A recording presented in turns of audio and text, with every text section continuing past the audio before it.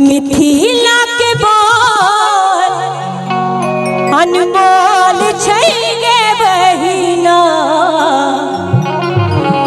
मिथिला के बोल अनमोल गे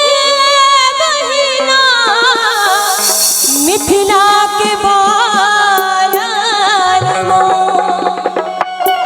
देखियो चाची सब कत सुंदर बैस के सुने छथिन। हाँ, इनका सबके सब गीत निक लग रहा है। आओ मुरारी भाजी दियो तो कनी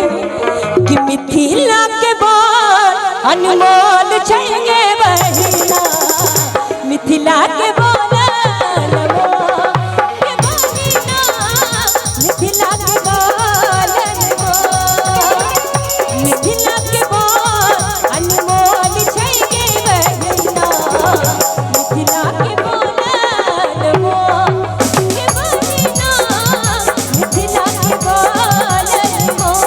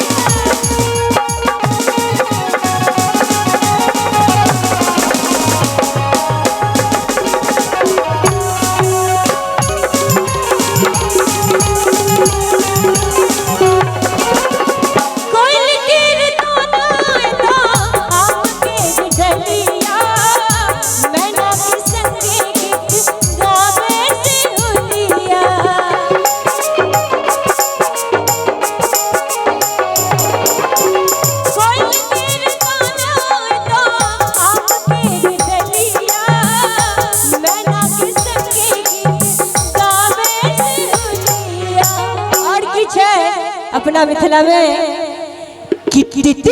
तरंग बोल महामृदंग झाली कि बजबै चकेवा संग चकोर छै गे बहिना। एक बेर अपना मिथिला धाम के लोग कनी हाथ उठा दियो, एक हाथ से ताली बजबे बाबा, नहीं ना ताली तो दोनों हाथ से बजे छे, कनी बजा दियो दोनों हाथ उठा के सब गोटे, आ कनी अहूँ सब बजा देबे, अहूँ सब यह समाज के आदमी छे ने कि बजबै चकेवा संग चकोर छै गे बहिना, मिथिला के बोल अनमोल गे बहिना, मिथिला के बोल अनमोल।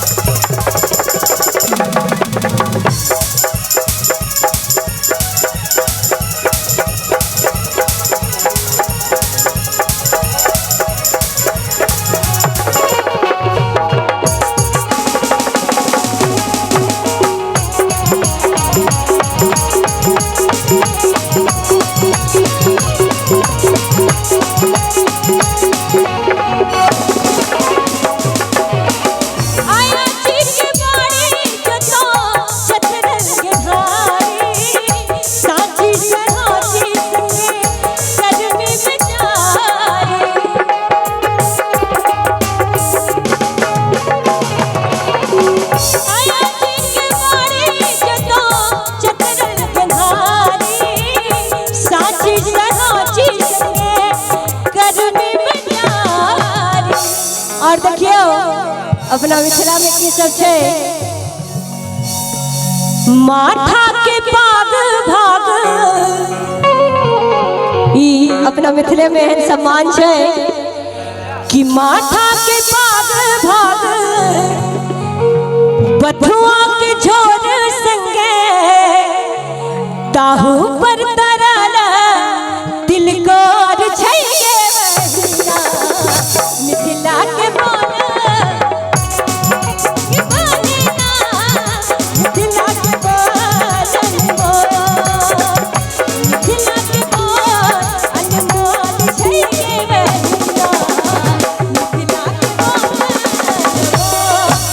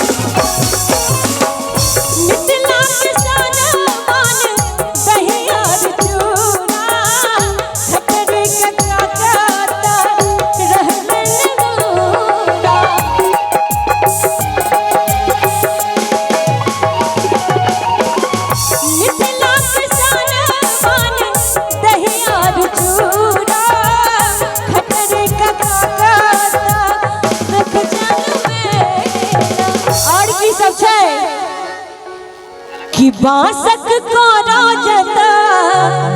बाँस के कोरो बुझै छियै हाँ बुझै छियै कि बाँसक कोरो जता